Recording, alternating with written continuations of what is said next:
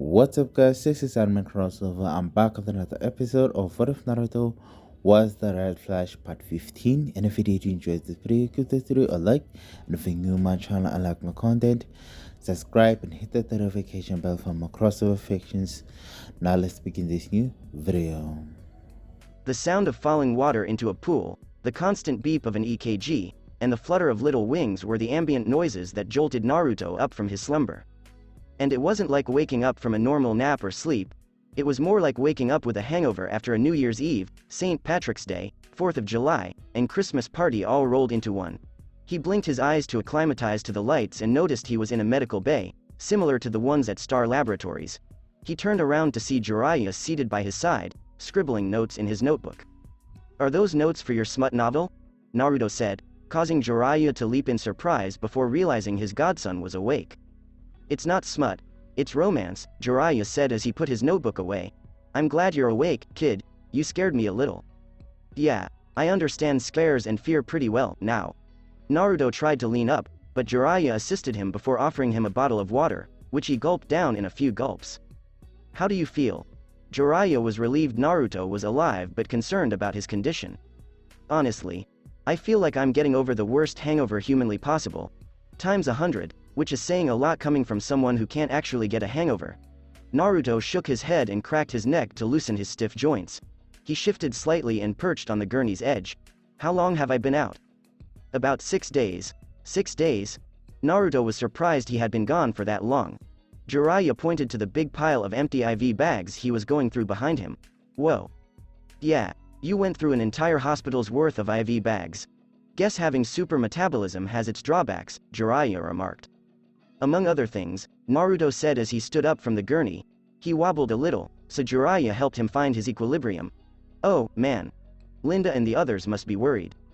"Don't worry, Gaara and I took care of that. We told them you were recovering, but now that you're awake, they'll be relieved. And Gaara is doing his job as human resources head. A lot of the press has been wanting to talk to you about what happened, but he's kept them at bay. He told them you were handling some personal business, and he made a statement on your behalf," Jiraiya said. "Right. I'm going to have to give Gaara a raise." Naruto noted they weren't at a place he was familiar with. "Where exactly are we?"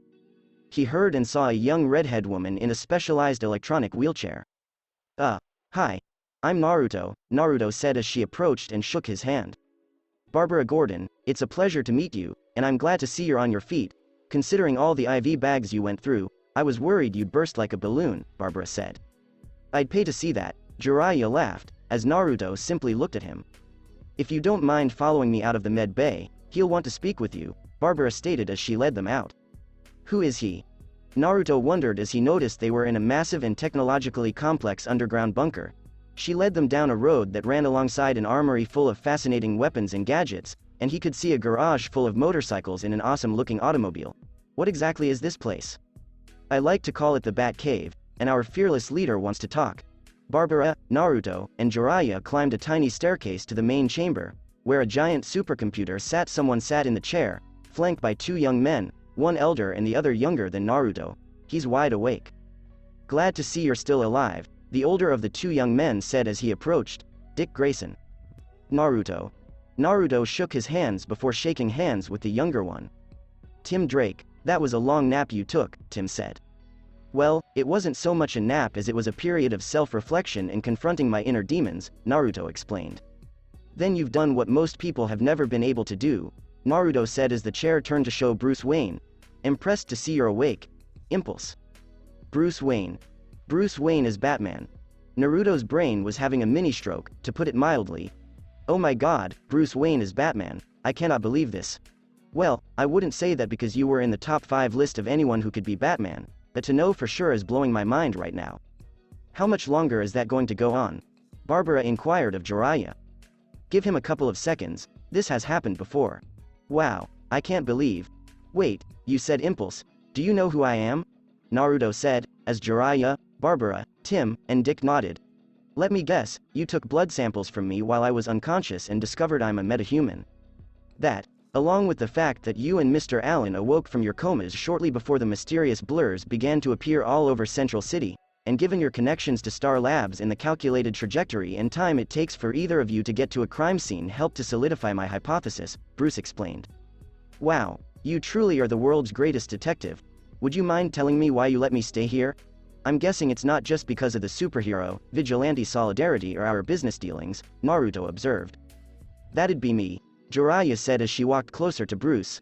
I was here on a mission in Gotham a few years ago and saved his butt from a giant crocodile and shape-shifting clay pile, along with keeping the CIA off his back. I was given an IOU and cashed it in after you were hurt. Wow. Thank you, Jiraiya, and thank you, Bruce, Naruto replied, as both elder men nodded in response. But what happened that night, and what were they hitting me with? It was like some crazy drug thing. Scarecrow happened, Bruce explained, pulling up the papers on the mansion attack. Scarecrow is in Scarecrow.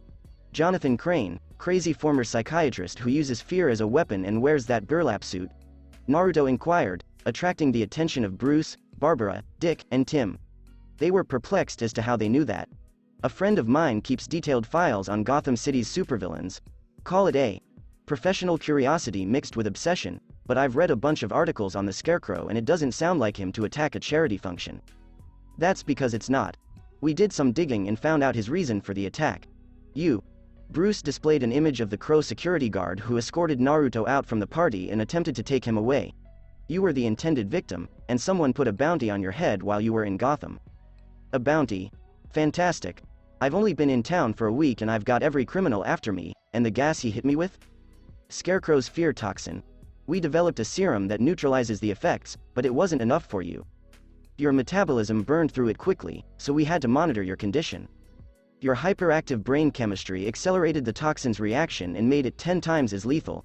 After the second day, we managed to develop a sedative serum that slowed your brain chemistry down enough for you to recover. Naruto remembers battling his evil self and seeing his parents in his nightmare mindscape, as well as making a new outfit out of lightning and beating up that nightmare Scarecrow.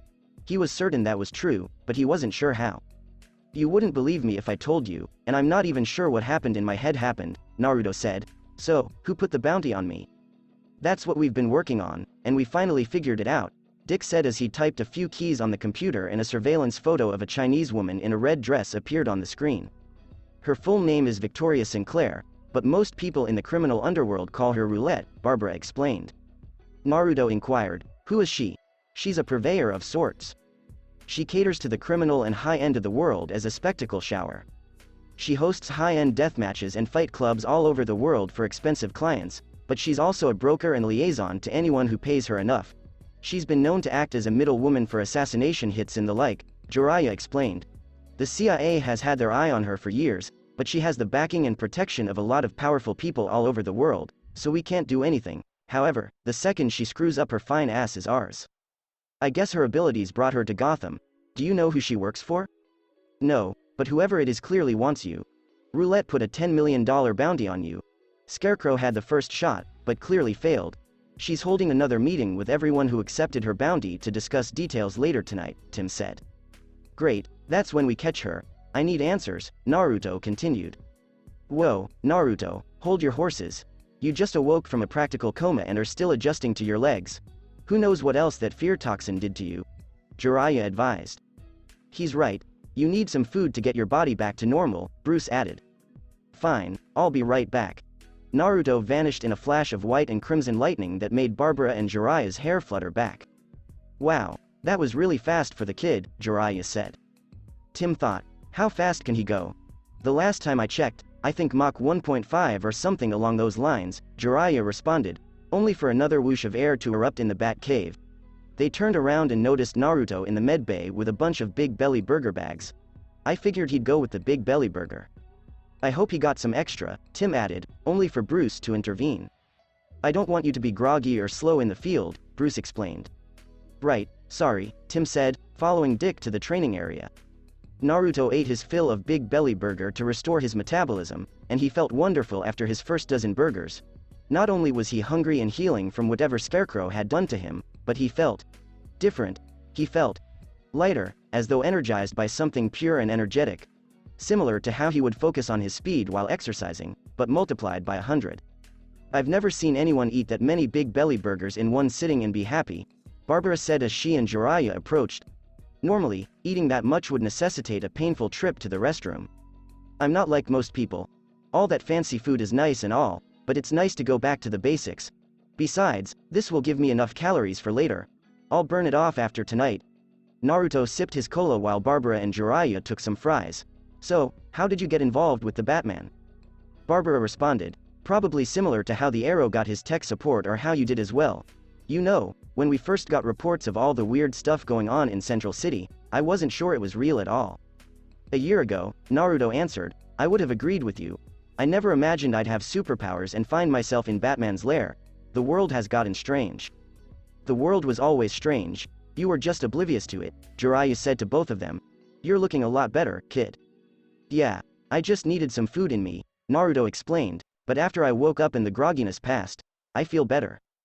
Better yet, how? Barbara inquired. I'm not sure, but if what I saw was real, I have a lot of answers to some recent questions and doubts, Naruto explained. To be honest, it's difficult to explain what happened if you weren't there, but I guess facing my deepest fear and inner demons gave me clarity and a power boost. I feel a lot stronger and faster than I did before. Confusing, but I'm naturally curious, it comes with the territory, Barbara explained. If you don't mind me asking, what happened to you? Naruto inquired, referring to the event that resulted in her being confined to a wheelchair. The Joker happened, Barbara explained, tapping her chair briefly. We had an encounter that, well, let's just say it halted my career as Batgirl. I'm truly sorry. Thank you, but I've grown stronger as a result of it, and I'm doing better now. I can't speak for Bruce, but Tim and Dick would be dead if I hadn't been behind a computer, Barbara boasted. Tim yelled from the training area as he sparred with Dick, yeah, don't think so. Don't listen to him, he knows I'm correct, Barbara advised. I'll take your word for it, and I know it's just a promise, but hopefully Star Labs' collaboration with Wayne Enterprises can figure out a treatment to get you your legs back. I know it seems impossible, but a lot of things I thought were impossible turned out to be very possible, Naruto said. Barbara answered, I'll take your word for it. So, you and Bruce don't know who put the bounty on me? Naruto inquired. Who wants to see me dead? We're not sure yet. There's a large suspect pool, but we do know for sure that they don't want you dead, Barbara said as she took them back to the computer and pulled up the dossier on the guard who tried to kidnap him and the Scarecrow goon who injected him with the fear toxin. Both of whom had died by suicide, but had most likely staged it. The bounty was specific that it was $10 million for you but alive, and the guard and goon who tried to kill you were killed in jail, probably as a warning and a message to anyone who was going to take on your bounty. Don't worry about Gaara. He's safe back at the hotel. I reinforced that room with CIA cameras, locks, and surveillance gear. No one could get in there, and if they did, they'd run into a metahuman who can control sand, Jiraiya said. Sounds good, but I have a feeling this bounty will follow me even back home. We need to find Roulette and convince her to call it off, Naruto said. You sure about that? Someone with Roulette's reputation isn't going to let this go, Barbara said. She better hurry or her night will be ruined, Naruto said. Sounds like you want vengeance, Bruce said as he approached. Not vengeance, but answers. Roulette is the only one with them, and I want to know who wants me so badly, Naruto explained. If she's hosting a meeting with everyone who's accepted my bounty, it's the ideal opportunity to capture her. Yeah, except she'll probably have dozens, if not hundreds, of criminals all around her who want to accept the bounty, Dick pointed out. Tim added, not to mention a few skilled mercenaries and Arkham Asylum escapees. Then it's a win-win situation. I get Roulette and answers, and we can put those escapees in jail, Naruto explained. That works only if you intend to go into the field, and judging by the lack of appearances from the white and red blur in Central City, Impulse appears to be out of practice, Bruce explained. Not out of practice, but more of a break. Break's over, Naruto explained. I'm going with you to this meeting to get her. Are you sure that's a good idea, kid? Jiraiya asked. You destroyed your old suit, and I thought you didn't make a new one.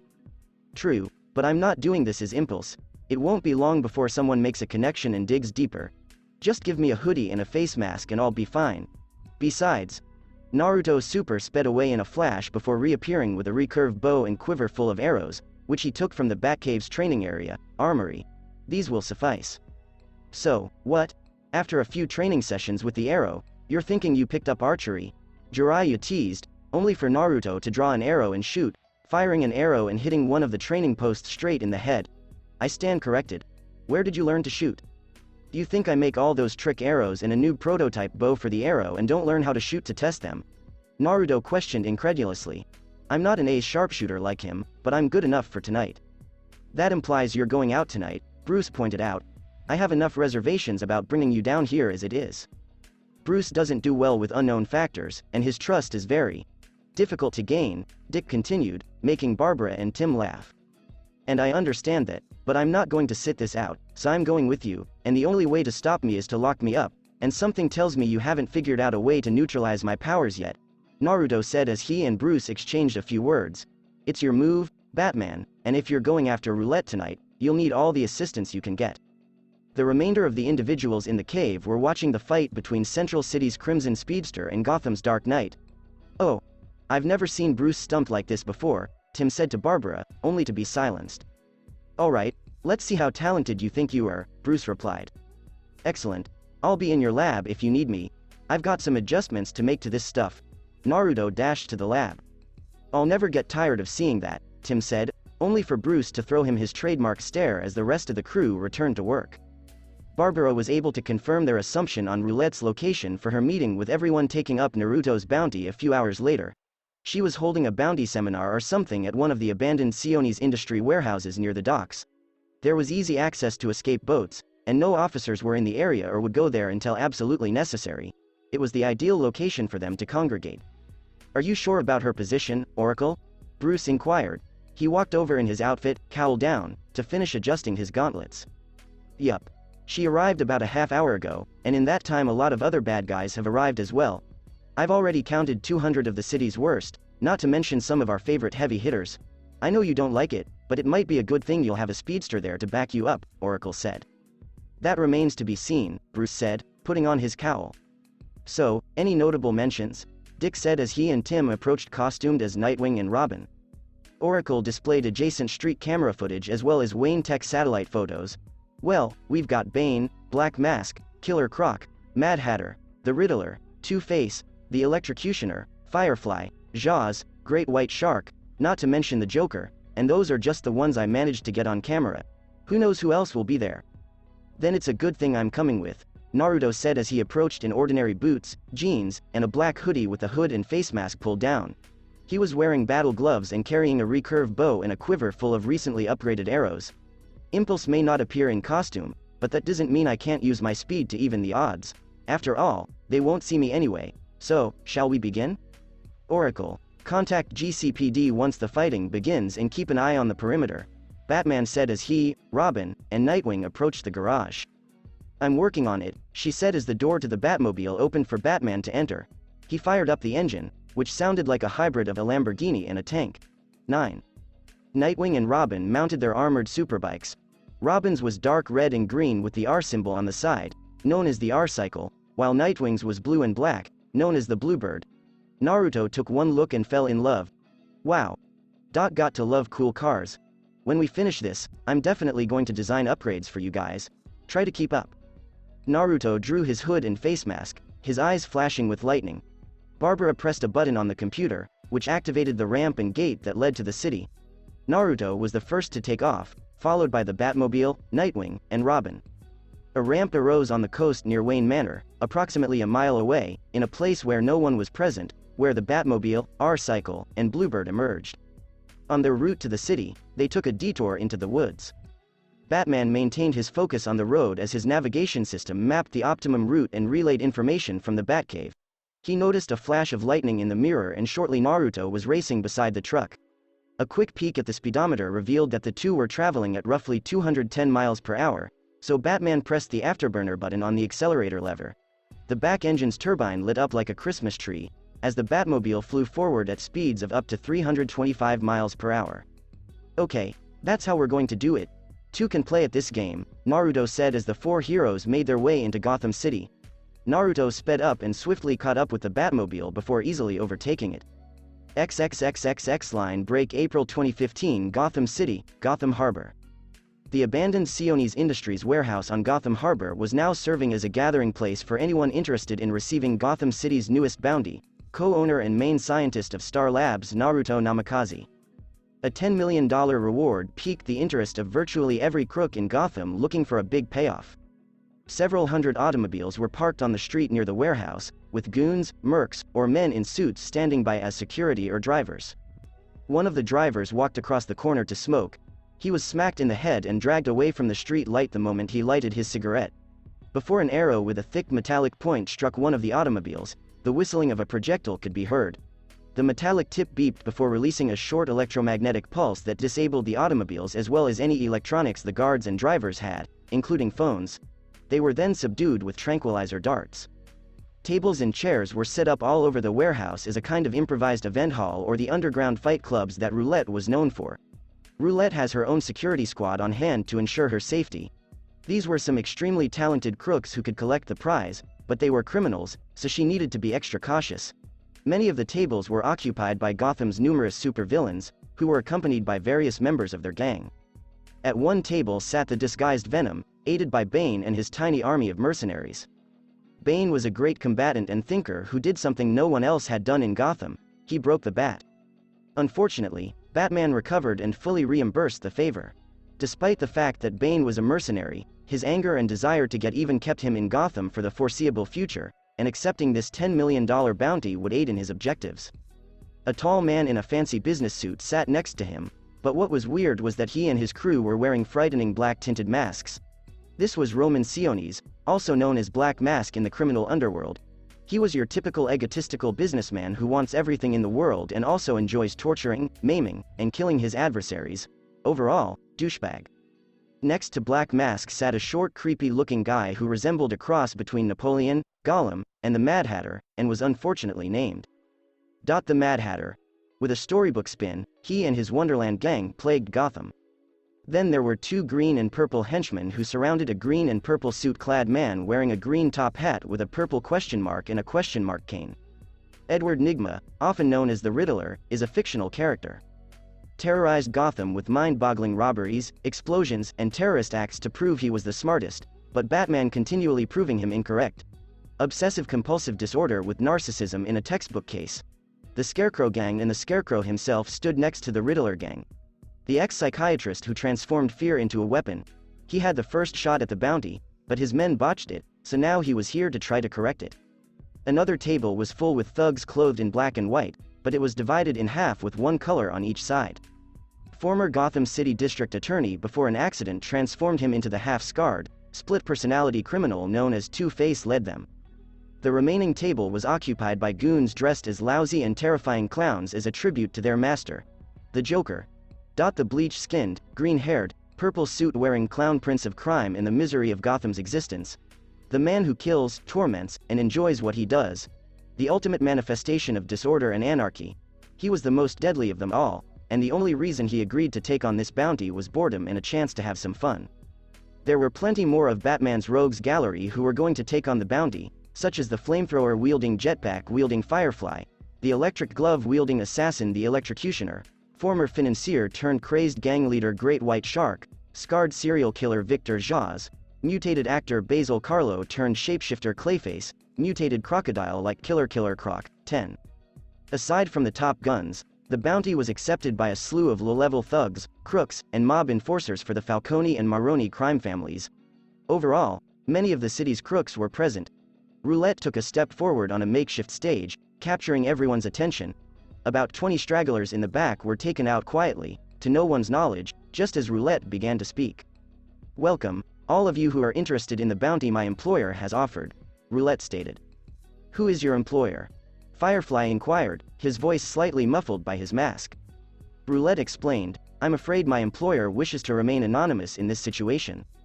Bane does not deal with lackeys. If your boss won't even show his face, how do we know if he'll keep his end of the bargain?" Bane said. Old Baney Boy has a point. After all, how do we know this isn't the start of a practical joke that will end badly for the rest of us? The Joker wondered. "No one is holding you here against your will. If any of you don't want to take part in the bounty, the door is open, but if you do, you'll be dealing with me, and unlike any of the brokers in this godforsaken city, I don't suffer fools or idiots who waste my time," Roulette warned as her bodyguards prepared to intervene if an altercation erupted. "The bounty is simple. My employer is offering $10 million for one simple thing, Naruto Namikaze, but he wants him alive and unharmed. Any blunders like Mr. Crane's associated attempted won't be tolerated." Scarecrow informed her, "Those men are no longer an issue," only for the Joker to laugh. "Old Craney boy can't keep his little crows in check. Not good for business," Joker sang. "The terms my employer has said are ironclad. He wants Naruto Namikaze alive, unharmed, and in person. If you do manage to get him, you are to contact me on these phones." Roulette's bodyguards began handing out burner phones to everyone.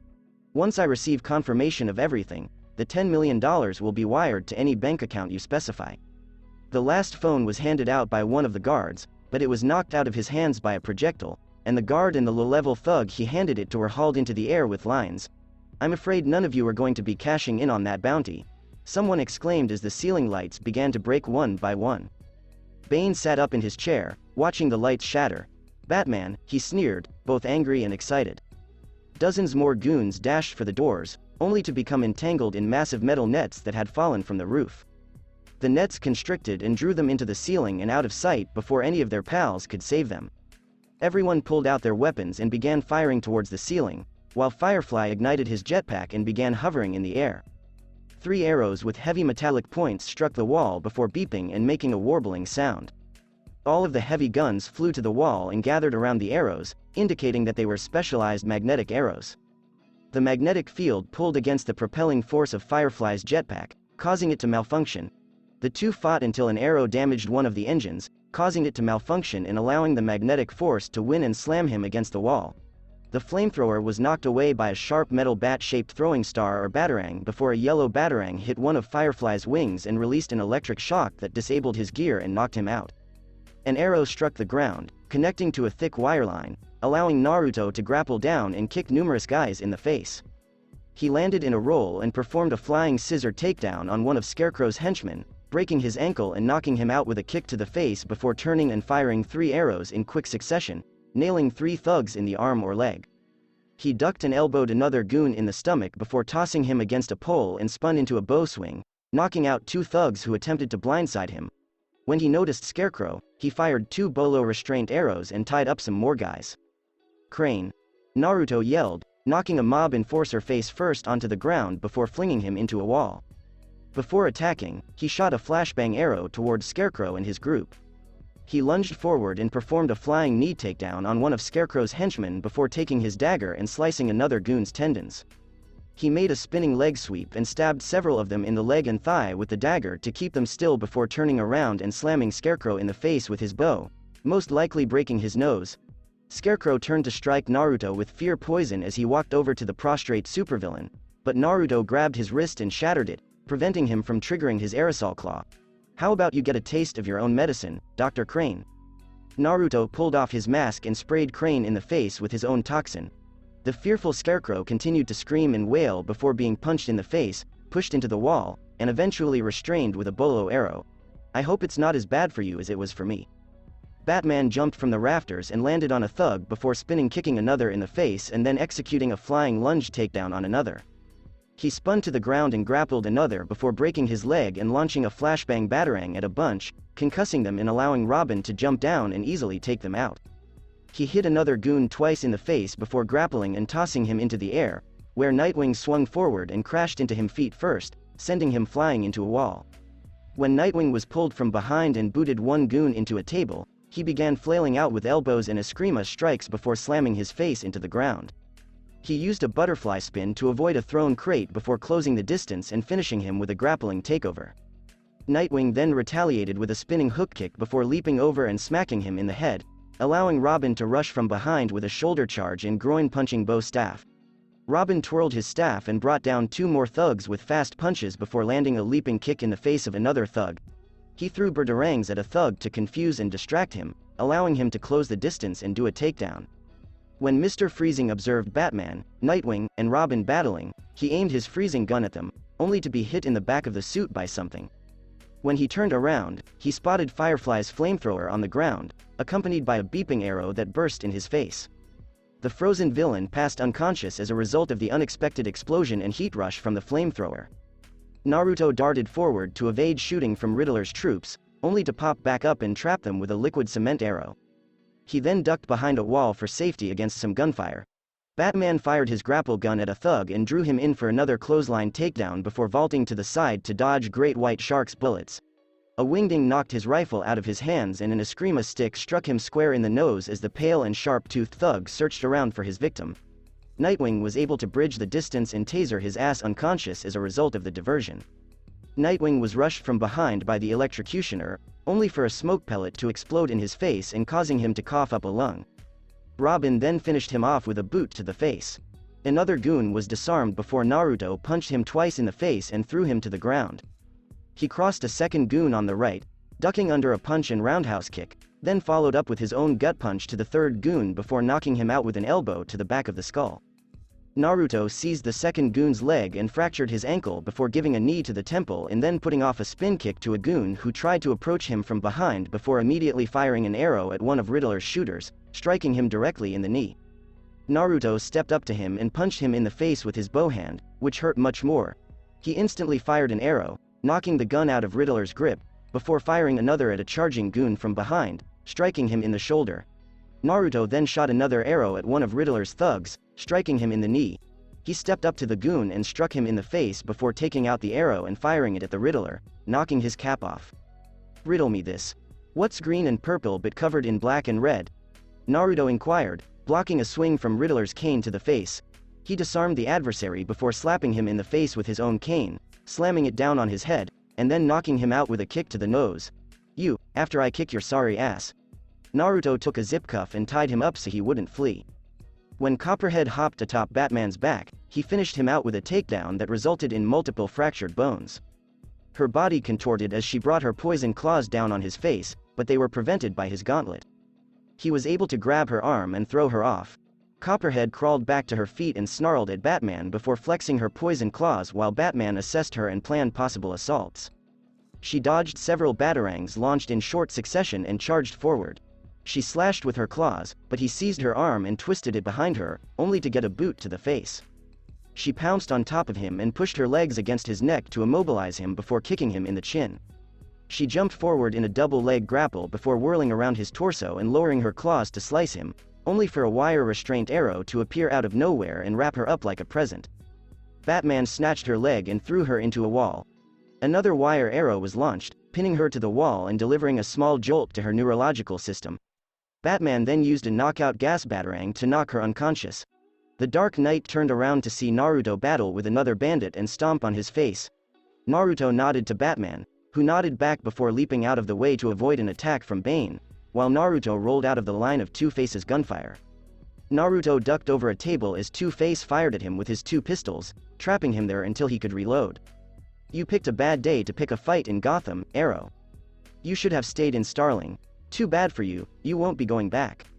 Two-Face took out a grenade and hurled it at the table, where it detonated and knocked out some surrounding goons. A small fléchette knocked his pistols away before Naruto leapt over a table and kicked him in the face. Two-Face reached behind his back and pulled out his reserve guns. He pointed and shot, but Naruto pushed his hands up, causing him to miss. He hit him in the ribs before using his bow to knock the pistols out of his hands. Naruto parried Two-Face's strike and hit him in the face with his bow grip before wrapping his head around the bowstring and tugging it back. "I'm not the arrow, and this is going to hurt," Naruto said as he let go of the bow, which collapsed and slammed Two-Face square in the nose, knocking him out cold. Naruto killed it up with a wire restraint arrow before fleeing to evade gunfire from some leftover goons.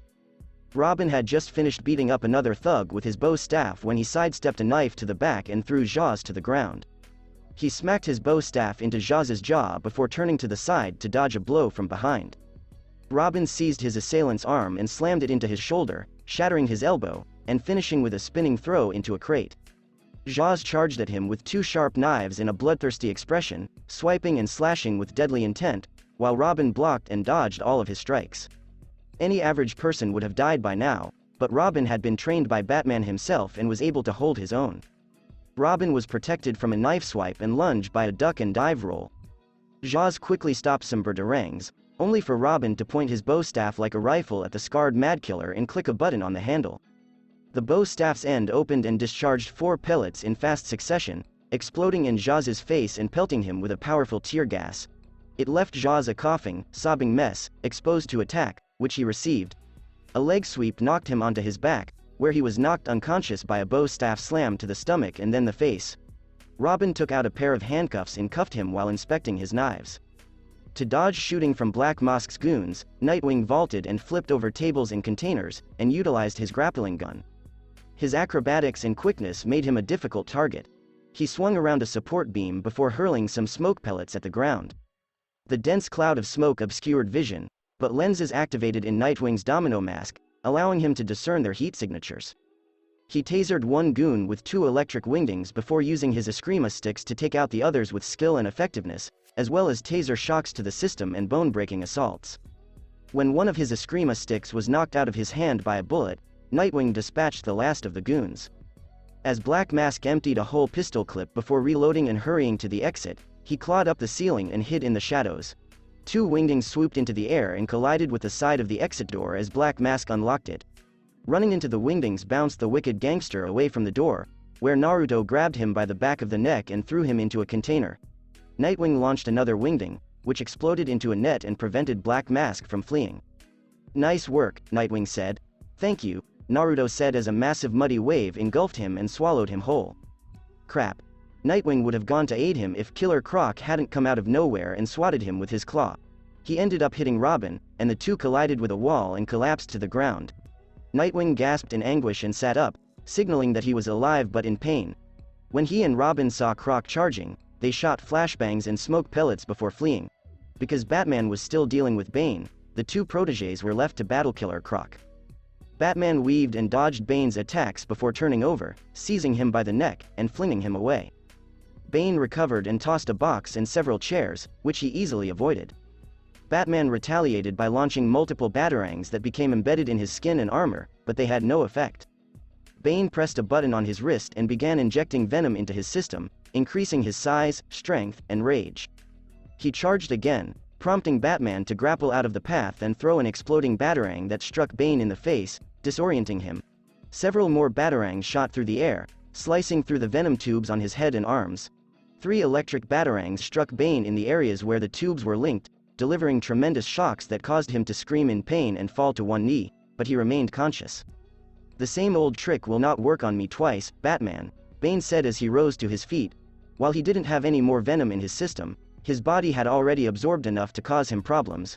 When a large amorphous brown clay pile landed behind Batman and formed into the large behemoth of Clayface, Batman sized up Bane and planned his attack. "Are you going somewhere, Batman?" Clayface inquired as his 2 clay hands transformed into axes. He was ready to sever Batman's torso and stomach when they began to glow crimson and white and a vibrating sound could be heard. Something eventually shot out of Clayface's torso, leaving a big human-sized permanent cavity. Clayface moaned in agony as whatever burst out of him was hot enough to scorch and dry parts of his flesh. Soon later, 3 arrows struck him and began freezing him all over, eventually freezing him solid. Bane moved forward to assault Batman, only to have a fast blur appear behind him and discharge a lightning bolt-strike amount of electricity into his system.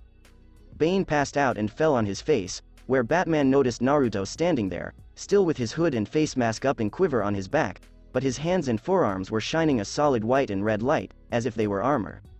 Naruto whirled around to see Nightwing and Robin dodging and jumping to dodge Killer Croc while using everything in their utility belts to bring him down. Naruto moved ahead at a normal pace, then jumped from a container and landed a flying punch right to Killer Croc's jaw. A normal punch from a normal person would have felt like a flea bite, but this punch was not normal. Croc felt like he was smacked in the face by a fist-sized automobile traveling at 100 kilometers per hour. Croc was sent into the air and burst through the wall, exiting the warehouse with a loud bang. "Whoa, I had no idea you could do that," Robin exclaimed. "Neither did I," Naruto said, his hands wrapped in the same armor he wore during his fight with Hartley and Orochimaru. The one significant difference is that he felt completely in control of his thinking. This new strength, whatever it was, felt pure and powerful. "Are you alright?" "Yeah, thanks," Nightwing replied. When Naruto observed someone hurrying to the entrance, he picked up his bow and fired a grappling arrow at the fleeing target. Naruto yanked the fleeing criminal away from the exit by wrapping the grappling wires around him. The fugitive was none other than the Mad Hatter. "Where are you going, Mad Hatter?" Naruto covered his face with the hat before wrapping him up and binding him to a beam. "Is that everyone?" Robin simply requested that Roulette and her guards escape the warehouse by the south exit, while the Joker and his goons exited from the east, but not before the Joker threw numerous explosives at them. The explosion allowed the clown to flee while the heroes ducked behind cover. "Damn it. Let's separate," Naruto offered. "Robin, follow me." Batman fired his grapple pistol at the ceiling and grappled away, with Robin close after. I guess that leaves us to deal with Roulette.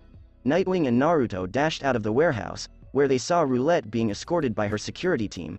Two of the guards dashed up to a container and brought out big machine guns, suppressing fire that allowed Roulette to continue advancing. As the guards continued to fire, Nightwing and Naruto hid behind the warehouse's partially shattered wall. Naruto rolled out of cover and shot 2 flashbang arrows, concussing and disorienting the gunman and allowing Nightwing to bridge the gap.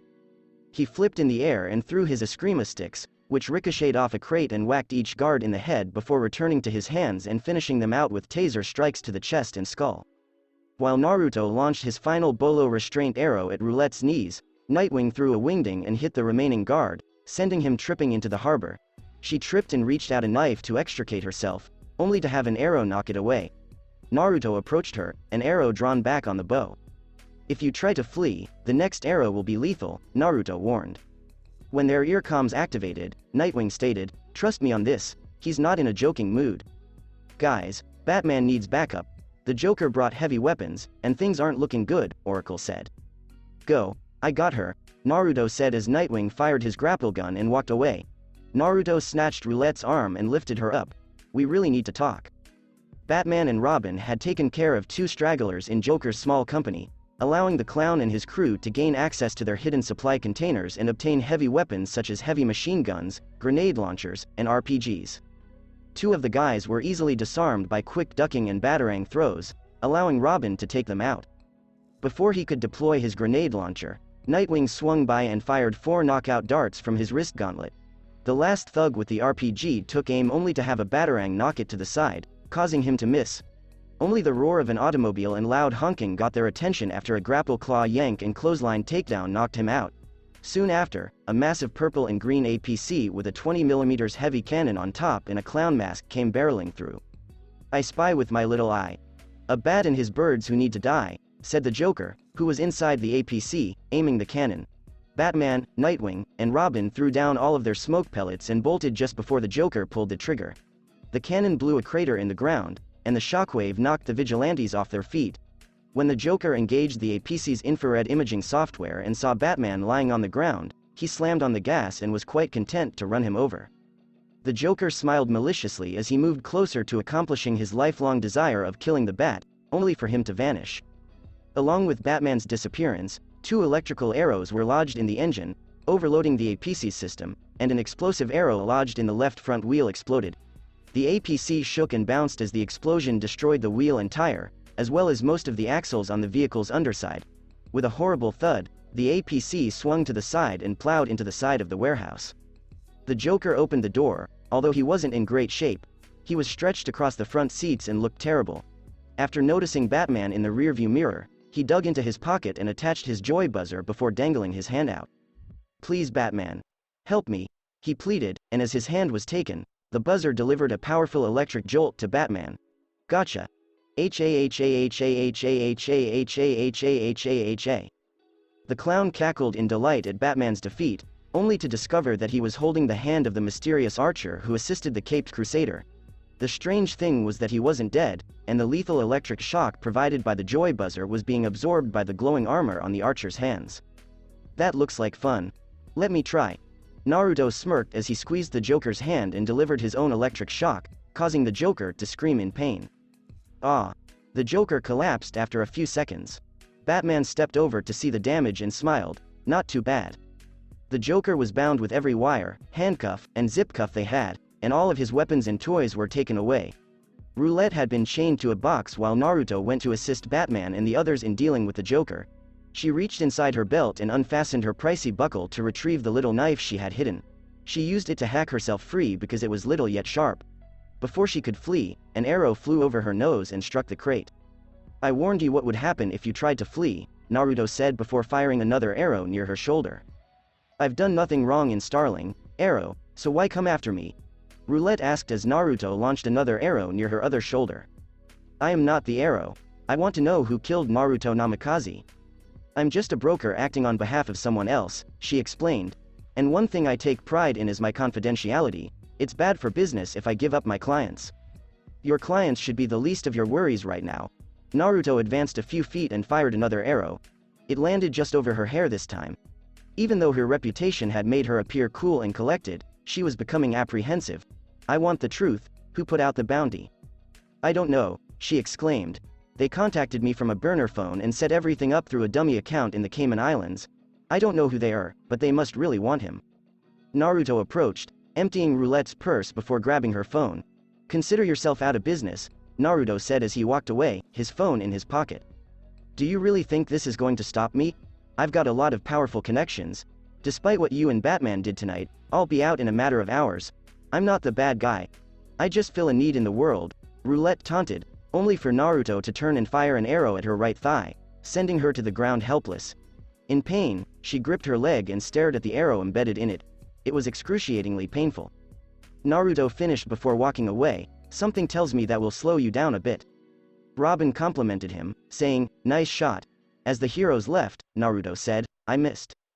The GCPD quickly arrived in force to the warehouse warzone. Several tactical units and pretty much everything Captain Gordon could muster arrived to assist and apprehend everyone. Several tactical and armored vans arrived to transport the criminals, with specially designed ones transporting Clayface, Killer Croc, Bane, the Joker, and the rest back to Arkham Asylum. Lieutenants Harvey Bullock and Renee Montoya were assigned to oversee the handling of the super criminals by Gordon. It was a major win for them to have all of them in one spot. He could see the silhouettes of Batman, Robin, and Nightwing in the distance, as well as a fourth hooded figure on a rooftop. Probably the person who left all the arrows behind. Whether it was the Arrow's decision to visit Gotham City or someone else, all of the evil men were dealt with and no one was killed. And if he aided Batman, he was fine in his eyes. While Naruto sped away, Batman, Robin, and Nightwing jumped and floated off the roof. Overall, it was a good night. XXXXX line break Gotham's Wayne Enterprises. It had been a week since Wayne Enterprises' initial business proposition meetings with either Star Labs or Carrington Atlantic. A lot had happened, giving the board a lot to consider with any option. The benefits and downsides, as well as the bribery, that Blake Carrington used to advance his objective. Normally, a decision would not have been reached so soon, so Mr. Fox scheduled a meeting with Mr. Carrington and Naruto for the board that morning. Blake stepped into the conference with his team of lawyers and daughter and grinned when he realized the board table was empty save for Star Labs' head of hour. He didn't believe the claims that Naruto was staying at a separate hotel because his sources stated he wasn't. One potential foe eliminated. "So, shall we get this meeting started?" Blake inquired. "I'm sorry, Mr. Carrington. We're just waiting on Mr. Wayne, who should be here shortly with a guest," Mr. Fox explained. "Shouldn't these meetings be kept private to the parties involved in the transaction?" Blake asked. "No offense to Mr. Wayne, but I think his guest can wait." True enough. Everyone heard as Bruce Wayne, Naruto Namikaze, and Jiraiya strolled in, all dressed up in their fancy business outfits. "Isn't it fortunate that I'm a part of this meeting?" Naruto bowed at Gaara, who grinned and returned his nod. "Sorry for the delay. We got stuck in traffic," Bruce explained as he took his seat next to Lucius. "Yeah, it's been a nightmare week." Naruto smirked at Fallon, who returned the wink. "But it's a good thing it'll end on a happy note." Mr. Fox stood up to address everyone, saying that it will. "First and foremost, I would like to thank both interested parties for their patience and for the worthwhile presentations. The board and I have had a lot to discuss over the last few days regarding the future partnership possibility for Wayne Enterprises. After much deliberation and some input from Mr. Wayne, Mr. Namikaze, we look forward to a long and fruitful partnership on behalf of Wayne Enterprises." "As do I, Mr. Fox." Naruto stood up and approached Lucius, shaking his hand. "I am confident that Wayne Enterprises and Star Labs will achieve great things together." "I'm very sorry that things didn't go as planned, Mr. Carrington," Bruce stated as Blake and his colleagues stood up to go. "I believe, Mr. Wayne, that a simple phone would have been sufficient to prevent this embarrassment," Mr. Carrington said. "Well, Mr. Wayne didn't want you to think he was wasting your time on purpose," Lucius added. "No, just accidentally wasting it," Blake said as he and his colleagues walked away. To say he was upset would be an understatement. Just as Naruto went out of the boardroom, the elevator came, which his crew and daughter promptly occupied. "Mr. Carrington, could you please pause for a moment?" Naruto requested. "I'm sorry things didn't go as planned. I guess even the best laid plans have flaws, but there was something I wanted to give you." Naruto pulled a watch from his pocket and handed it to Blake. "Am I supposed to understand what this is?" Blake wondered as he examined it. "You don't recognize it?" I figured you'd recognize it because it was the same watch you were wearing during our meeting at City Hall in Central City. If anything, I thought you'd remember an FP Journe solid gold watch with platinum inlay worth about $100,000, but then again, you probably have a dozen just like it, Naruto said. Funny thing. You won't believe where I found it, on the wrist of a thug who tried to mug me on my first night in Gotham. Are you insinuating something? Blake inquired as Naruto maintained his act. Me? Oh no, I just find it interesting that a mugger would try to rob me when he had this watch on his wrist, not to mention a gold and sapphire ring on his finger. Plus, I called the police and Lieutenant Rene Montoya told me that the mugger was bailed out of jail after only 30 minutes. Clearly, someone didn't want him talking, Naruto said. I don't have time to indulge your childish detective work. Now, if you'll excuse me, I have real work to do, Blake said, only for Naruto to grab his arm in a vice and squeeze. Blake's security guards would have stopped him if Naruto hadn't given them a death gaze that caused them to stop dead in their tracks. Let's cut the crap. I know you sent your thug after me the first night I arrived in Gotham, and I have a feeling you had a hand in the trouble I've had the past week. I've kept my mouth shut and minded my manners out of the kindness of my heart, but no longer. Naruto squeezed Blake harder, causing Blake to groan in pain. Naruto would have fractured a bone if he squeezed any harder. I'll give you one warning. The next time you come after me, you better hope they kill me. If they don't, well, let's just say your world, your company, and your name won't live to see your retirement. Are you threatening me? Blake asked, only for Naruto to tighten his grasp and certainly bruise his arms before bringing him dangerously close in an angry gaze that caused the Carrington patriarch to halt for a second. You have no idea who you're messing with, and you better hope you don't find out, Naruto warned before releasing his grip so Blake could cradle his arm. If I were you, I'd start thinking about being a better person. Blake walked inside the elevator, cradling his arm. The doors closed, and his lawyers discussed suing Naruto, but Blake instructed them to ignore it. It's unclear if it was due to a desire to avoid drawing attention or the terror that Naruto had put him in, but Blake Carrington would do nothing for the time being. How'd that feel, kid? Jiraiya inquired as he and Gaara approached. Naruto responded, that felt good. I'm sure it did, and I'm sure Blake Carrington will think twice about messing with you now, Gaara added. Perhaps, but he'll try something else soon, and I'll be ready, Naruto informed them. Alright, time to put on a pretty smile for the cameras. A brief press conference was held outside Wayne Enterprises to announce the new collaboration with Star Labs.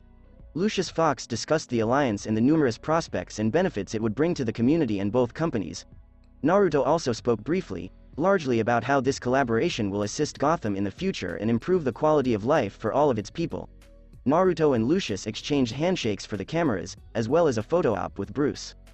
By no means was Wayne Enterprises acquiring Star Labs. Rather, it was a commercial relationship. Naruto met with Bruce and Lucius behind closed doors to discuss the arrangement and its implications. For the time being, Wayne Enterprises would be Star Labs' exclusive producer and distributor of all its products. With just him, Dr. Wells, Caitlin, and Cisco, Naruto understood that Star Labs possessed the knowledge to create groundbreaking technology but lacked the means to mass-produce it. It would require time and money for Star Laboratories to grow to include more of the manufacturing design. The collaboration enabled Wayne Enterprises and its subsidiaries to develop and distribute things like as icers and better body armor. Wayne Enterprises would be paid in part for any things made for Star Laboratories, but Star Labs would retain sole ownership and patent control, preventing the board or anyone else from using his creations for their own reasons. Wayne Enterprises would be the exclusive refiner for Sterium to appease the board. Tantalum was used for circuit boards, capacitors, resistors, and is a key element for the technological age. Even with Star Laboratories controlling the patent and a majority stake, Wayne Enterprises would profit handsomely from the transaction. To top it all off, Wayne Enterprises would begin work on a Wayne Enterprises Star Labs collaboration lab that would include an arc reactor and a monitoring station. Overall, it was a good way forward, and given that Naruto and Bruce shared certain hobbies, both firms' futures were in good hands. Naruto returned to his hotel room after the press conference to unwind after a busy week. He had a sense there will be more of them. He stepped onto the balcony and called Linda to see how she was. The phone rang for a few moments before she answered it. Naruto, are you okay? Jiraiya said you were awake but busy, Linda said, her concern palpable even though they were on the phone.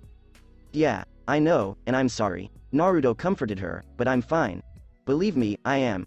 In fact, I've never felt better. What happened? Jiraiya said you were attacked.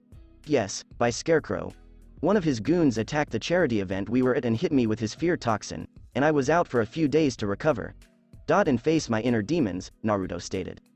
Linda remarked, "You sound almost relieved." "I do. Facing my deepest fears and regrets, it's made me stronger," Naruto answered. "And after I woke up and recovered, I helped Batman take down Scarecrow and the rest of the major bad guys in this city who would have come after me. Overall, I'm doing much better. I apologize for not calling sooner, but things have been crazy." "Believe me, I understand. Things have been pretty crazy around here," Linda said. Naruto inquired, "Does this have anything to do with Weather Wizard?" "Weather Wizard? Oh, you mean Mark Martin. That was no problem." "Really?" Naruto asked, because the last time we spoke, it sounded pretty serious. I think you're remembering the wrong conversation. He showed up once and then Barry took him out quickly," Linda stated. "He found out where he was staying and then whooshed him into the pipeline. It was over in a matter of minutes." "Really? I don't remember that." Naruto recalled their talk, and he had no recollection of it proceeding as Linda had described. "I remember calling to give you an update, and then you said Mark Martin showed up, and Cisco was working on something to stop him." I don't think so because he was taken care of before Cisco even created anything. Are you okay? Did that fear toxin screw with your brain?" Linda worried, but Naruto swore he remembered correctly. "Martin was the least of our concerns. Captain Cold and Heatwave were the real threats." "Are Snart and Rory back? What occurred?" Naruto was now certain that something was going on, but he had no idea what it was. Linda informed him that Martin had been placed in the pipeline, but then Snart and Rory returned to Central City, accompanied by a newcomer, Snart's sister. They grabbed Cisco and used his brother as a bargaining chip to get him to rebuild the cold and heat guns, as well as a gold gun for her. Snart then ordered Cisco to reveal the name of the Flash or his brother would perish. Now that Snart was back in town and understood who Barry was, they were at a standstill. The strange aspect is that Linda claims she discussed it during one of their phone calls before to the charity event, but Naruto swears it never happened, despite having the best memory and a super brain. Unless someone messed with time, something really strange was going on. After that, everything calmed down and Snart was playing along, but Linda noticed Barry behaving strange and tense. He must have lost out on a lot. Naruto spent a few hours relaxing, designing, and discussing logistics with Gaara. Naruto needed to decide out how to move forward now that things were picking up and they had a greater magnifying glass on them. If he wanted to establish a real company, research lab and hire more people, he had to go somewhere other than Star Laboratories. The risk of people discovering the Flash and Impulse, not to mention the pipeline of metahuman criminals they had stowed away, was too big. I guess he needed to establish a secondary location in the city before Gaara's mission could begin. Back in the Batcave, Bruce was adding to a file he started shortly after the particle accelerator explosion. It was branded Enhanced and contained Bruce's information on anything unusual that occurred outside of Gotham. The majority of them concerned the Flash and Impulse, but there were also still photographs of a flying green blur over Coast City and in orbit, as well as mentions of mermen in the Pacific preventing whaling operations and rescue sinking ships. Plus, he had a lead on a mystery woman who had appeared every few years since the 1940s. Alfred emerged into the manor with a tray of tea and nibbles. "Is there no rest for the wicked, Master Bruce? Not even after such a successful few days?" Alfred inquired rhetorically. "There's still a lot of work to be done, Alfred." When a little alarm went off, a crimson and white blur whooshed into the cave a second later, Bruce told him. "Dear God." Alfred jumped in terror, nearly spilling his tea. "Sorry about that." Naruto swiftly wiped up the spill with a napkin. "Well, that must come in handy." Alfred made a remark. "I apologize once more for the scare, Alfred. And thank you for your assistance in looking after me," Naruto stated. "It's a pleasure, Master Naruto. After all, this isn't the first time I've cared for an injured guy in this cave, and it won't be the last," Alfred remarked, causing Bruce to smirk slightly. "If you need anything, just let me know." Alfred packed his belongings and returned to the manor. "He seems nice. I installed a new security system to see if it could keep someone like you out," Bruce made a remark. "Then you're going to want your money back." Naruto said this while sipping a cup of tea. Bruce replied him, "Or you just need to learn how to knock." "I thought I'd save you the trouble." Naruto observed Bruce save everything in his private file before storing it. "Is there any news on Roulette's phone?" "Aside from the huge list of people she does business with, there is no specific evidence as to who set the bounty on you. And, based on what Oracle tells me, she's pulled the plug on your bounty." "Is Roulette afraid I'll come after her again?" Naruto was perplexed. "Someone like her isn't easily scared." After what happened last night, the person most likely cancelled the bounty. Bruce proposed a theory. And it just so happens that it coincides with my warning to Blake Carrington, Naruto elaborated. Blake Carrington is a lot of things, but I doubt he would go that far, Bruce stated. Does the world's greatest detective say that with 100% certainty? Naruto pondered, and Bruce's silence was his response. Whether it was Carrington or someone else, they'll try again, but next time I'll be prepared. Thank you again, Bruce, for all of your assistance. I'm sure it couldn't have been simple. That's an understatement. Bruce made a remark. Not in a mean way, but in an almost no-holds-barred kind of way with a hint of you're welcome. However, fighting for someone with your experience is pretty impressive. Oliver must be an excellent instructor. Wow, you really are the world's greatest detective, Naruto stated before removing a flash disk. Please accept this as a thank you. It's a list of improvements, new gadget designs, and the like. Something that will give you an advantage in this city. Bruce examined the flash drive before inserting it into the computer. The data was evaluated by the computer for viruses and malware. Once completed, it accumulated all of the blueprints and data on new armored outfits for him, Nightwing, and Robin, as well as potential gadgets and even modifications for the Batmobile and Batwing. How long did it take you to do this? Bruce was perplexed. Give or take a couple of hours. Given what Dick informed me about you and your trust, I anticipated we wouldn't be video conferencing to go over redesigns, but if you have any questions, please let me know. It's the least I can do after what you did to save my life. If Batman requires impulse, I'll be there, Naruto informed him. Bruce gazed at Naruto before rising from his seat. Naruto immediately noticed the height difference as well as the difference in muscle physique. Bruce maintained a neutral expression before stretching out his hand for Naruto to shake. Thank you. Don't bring it up. Heroes must band together. When Naruto remembered something, he told him. He felt he'd give it a shot since he was here with the world's top investigator. However, if you're the world's greatest detective, you have to know a lot of things that most people don't. Bruce explained, it comes with the territory. In that case, can you tell me anything about the League of Assassins? Naruto inquired. Would this have anything to do with what's going on with Oliver? Bruce elaborated. Naruto would have questioned him how he knew it, but he is the world's greatest detective after all. Yeah. Oliver has ended up on the wrong side of Ra's al Ghul and could need all the support he can get. He regards Oliver as his successor and wishes for him to succeed him. Naruto explained, and despite Bruce's blank demeanor, he also felt a tingle. You know what that means based on your facial twinge. Do you know anything or anyone who might be able to assist Oliver? I can't even imagine what Ra's al Ghul will do to Oliver for saying no. You really don't. Bruce stroked his chin and thought. He knew from experience how unyielding Ra's could be, and considering the prophecy of the demon's heir, things weren't looking good. Is there anything you can do to help Oliver? Naruto inquired. Ra's has been around for a long time. He's talented, determined, tenacious, and cruel. He will not hesitate to accomplish the inconceivable. Bruce informed him of the situation. Wow. A psycho who's been around for a long time. How do you put a stop to someone like that? Naruto inquired, both figuratively and literally. Not easy, and not without help from within. Even then, it won't be easy or without drawbacks. Bruce informed him. Something is preferable to nothing. Do you have any inside information? Naruto was perplexed. In a manner of speaking. Bruce said, pulling up an old file and telling Naruto what he needed to know. If it worked, only time would tell. To be continued. That's the end for this podcast. Thanks for listening to this video. If you did enjoy this part of the story, like, share, and subscribe for more. And thank you all for helping support. And have a great day.